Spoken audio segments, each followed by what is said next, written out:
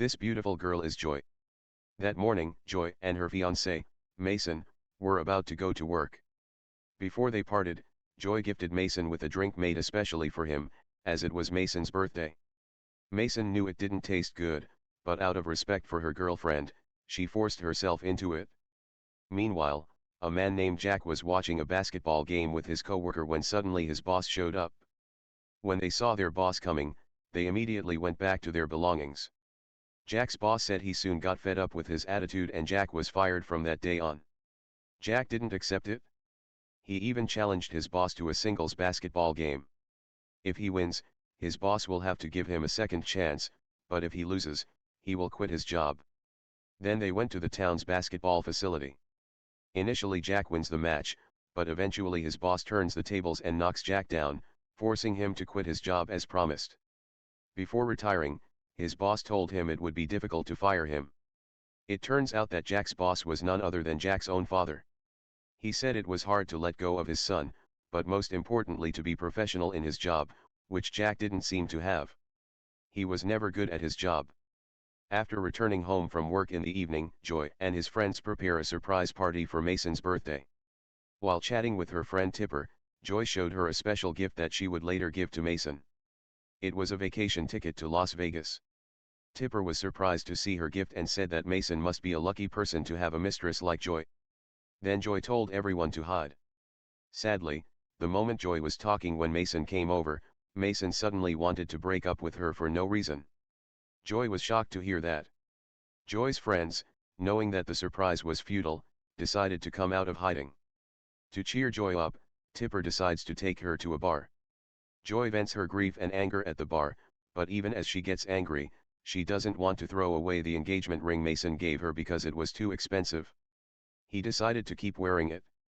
Seeing Joy still in grief, Tipper suggests they go to Las Vegas with the ticket Joy bought for Mason.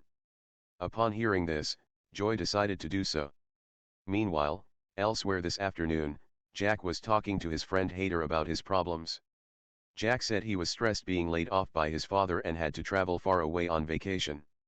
Just as Tipper suggested to Joy, Hader suggested they go to Las Vegas to hang out. The next day they finally made their way to Las Vegas. Joy with Tipper, Jack with Hader. After spending the night in Las Vegas, Joy and Tipper decide to head back to the hotel to rest. At the same time, Jack and Hader also went to the hotel room, but when Hader went to the bathroom, he was surprised to see Tipper and Joy in the bathroom. When the situation started to calm down, Joy complained to his receptionist that he had accidentally been put in the same room as a stranger and asked for another room. It turned out that there was a mix-up. Her receptionist realized his mistake and decided to offer her the most luxurious room in her hotel penthouse. Seeing that, Jack started complaining too. As an apology to Jack, his receptionist did the same. They were given access to the hotel's VIP facilities. With the matter resolved, the four rode around town in a limousine, one of the hotel's VIP facilities. Relaxing in a coffee shop, Jack confides to Joy that the real reason he's in Las Vegas is because his father has fired him and he wants to distress.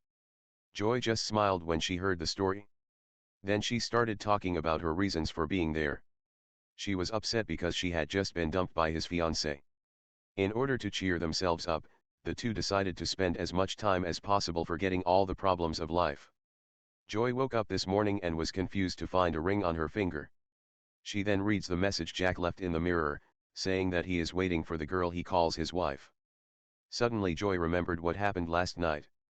When she was drunk last night, she remembered that she and Jack got married. Meanwhile, Jack Hader opened up about her marriage to Joy. Jack said she didn't know why she got married because they had just met. Joy and Tipper entered in the middle of the conversation. An awkward moment happened. As soon as Joy saw Jack, she headed for the casino machines. Jack quickly approaches her and he tells her that what he did last night was just a mistake and he shouldn't worry. Emotions ran high, though he said he would write a letter announcing the marriage soon. The two began arguing, blaming each other. Joy got fed up with Jack's pride and gave him a penny to tease him. Before leaving, Jack decides to wager his coins on the casino machines. Suddenly, a loud bang comes from the machine as Jack hits his $3 million jackpot. In excitement, Joy returns and tries to win the jackpot. Joy says the coin used was hers, so the jackpot belongs to her, and Jack says he was lucky to win the jackpot, so the money is his. Rice field. Joy suddenly says his money is hers because she is both married. She didn't want to give her the money, so they decided to settle the matter in court the next day. They took steps to find out who owns the money. During the trial, the judge was baffled as to the reasons for their divorce. It was impossible for the two of them. It was the first time a judge had ruled in a divorce case for a couple who had been married for only one day. A judge decided to forfeit his $3 million from them. He also suggested that we try living together as a couple for 6 months before making any decisions. In addition, they had to receive counseling, but if someone gave up and filed for divorce before the end of the 6-month trial period, the judge automatically decided that the divorced person had survived to the end. We'll pay the price. Upon hearing the judge's ruling, Joy has since moved in with Jack in his apartment. Finally, we started living together as a couple. The first night, Jack had to sleep on the couch because Joy wanted to sleep on the bed. When Joy checked Jack's bed, he felt nauseous because Jack's mattress smelled so bad. Joy ended up having to clean her bed all night and couldn't sleep at all. Day after day they tried to annoy each other. Joy deliberately cleans her body in the bathroom for long hours, while Jack urinates in the sink and removes the toilet seat and bathroom door. They did so one of them gave up and filed for divorce 6 months ago. Despite ruining each other's lives, they pretended to be intimate and romantic during the counseling session. One day, while training with Tipper, Joy confesses that Jack has ruined her life. Tipper suddenly had an idea. She suggested Joy accuse Jack of pretending to be her bad husband so that the judge and counselor would sympathize with her. That way, Joy can win her case and claim her money. Jack, on the other hand, got the same advice from haters elsewhere. The next day, her new plans began. On her first day, Jack puts methamphetamine in Joy's drink, getting her into trouble at work and getting her fired. Unfortunately, Jack's plan failed. The effects of her medication have made Joy even more enthusiastic about her work, to the point that her colleagues and superiors are thrilled. That night, 2 sexy women entered Jack's apartment. The 2 women told him that the door to their apartment was broken and that they were going to stay there for a while until the repairs were completed. Jack happily let her in. He then called the hater and told him about his current condition. Upon hearing this, hater immediately orders Jack to kick out the 2 women, saying that this must be Joy's plan to frame Jack for adultery. Knowing that Joy was trying to trick him, Jack had an idea. He got the people he hated to come over and invited all his friends to a party at his apartment. When Joy comes home, she is confused to see so many people in the house. Later, Joy got into an argument with Jack in the bathroom. Jack tries to provoke her by saying that he knows Joy still loves Mason so much that she should make up with him and give up the $3 million. An irritated Joy quickly denied his words, saying he could never get back with Mon. The rivalry between Jack and Joy continued. One time, with the help of his girlfriend, Jack pretends to be a counselor's assistant and calls Joy. She then called Joy and told her that her counseling appointment for that afternoon had been changed to Friday. Joy is happy to hear the news and decides to take it easy for the afternoon, when suddenly she hears Jack sneak out of the house. Feeling suspicious, Joy immediately called a counselor to confirm the actual schedule. After all, there were never any delays. She then realized that Jack was trying to trick her. Then they ran to the counselor. The 2 finally arrived at the counseling office on time.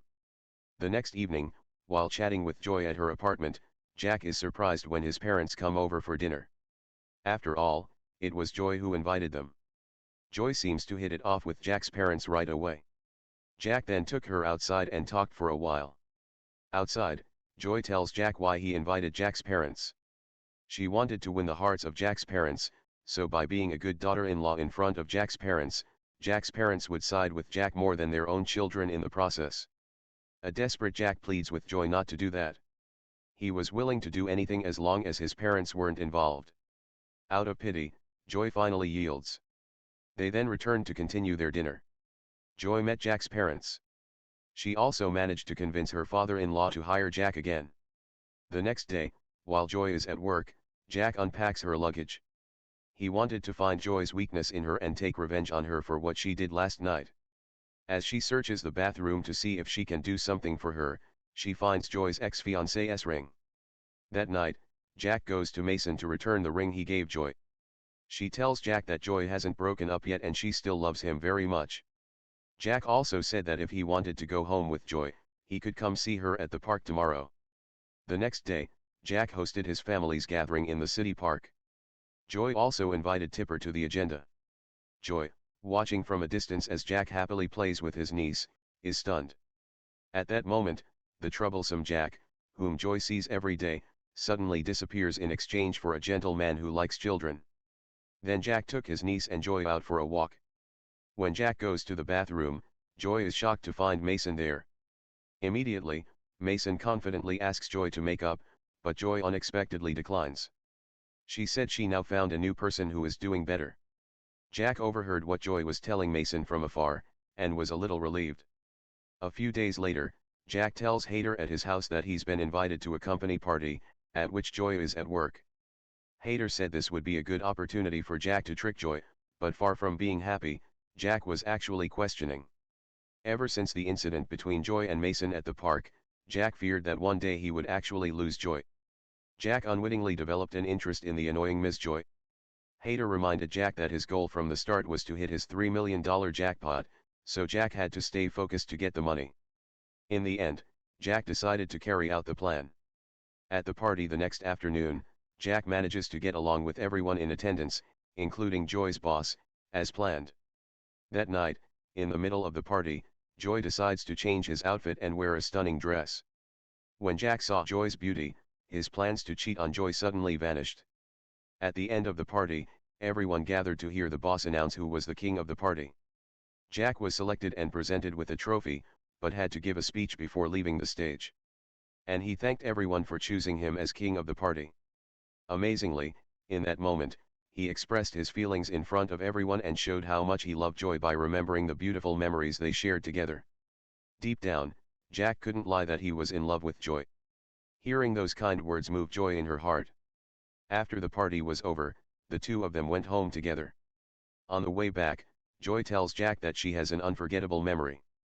Long ago, before she got a job, she visited a lighthouse near the coast. Seeing the ocean in front of her and feeling the wind on her skin made her feel very liberated. Her soothing sound of waves really calmed her down, but she was so busy with her work that she didn't have time to visit this place again. Weeks went by and it's finally been 6 months since we've been dating. Joy and Jack's trial day finally arrives before they know it. When she was about to appear in court in the morning, Joy met Mason in front of her apartment. Mason was still trying to get revenge on Joy. He then gave her her engagement ring, which he gave her back when they were still dating. Joy was speechless when she saw the ring. She was convinced that it was Jack who gave Mason her ring so that they could return and be together. Joy was really disappointed. After Jack said many kind words to her and experienced good things with her, she realized that all Jack wanted for her was money. She thought she would open up, but it was all a cruel lie. Shortly after the trial began, the judge asked the couple whether they would like to continue living together after their 6-month probation period expired or continue the divorce proceedings. Before Jack could reply, Joy immediately contacted him through his lawyer. Lawyers said Joy still wants a divorce. She said Jack didn't have to worry about the money because she gave it up and Jack could claim the full amount. Just hearing her decision confused Jack. Joy quickly gave Mason the ring and said goodbye to Jack. Jack got a lot of money that night, but he wasn't happy. After she breaks up with Joy, Jack realizes how much she means to Joy. There he saw the one photo that was left behind. It was the picture of the lighthouse that Joy had mentioned earlier. The next day, Joy's boss at work announces that Joy has been promoted. Ms. Joy said she was sacrificing her own happiness because her job was so busy that it was always limiting her. She even forgot the last time she was happy. Her Joy made her own decision and not even her boss could hold her back. Meanwhile, Jack confesses to his parents that her marriage to Joy was just a marriage of convenience. His father tells him that Jack's marriage was fake, but that the feelings of love in his heart were real, and that his son's upset convinced Jack that he really liked Joy. His father told him to pursue her love all his life if he truly loved her.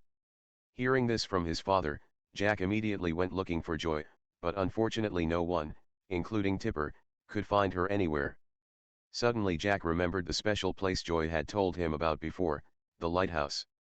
Jack immediately borrowed Hader's car and drove to the lighthouse. Finally they met again. On the beach, calm with the sound of the wind and waves, Jack dared to let his heart out. Realizing that he had bothered her so much since her marriage, he asked for another chance to mend the relationship between the two of her. He promised Joy that he would be her more reliable husband.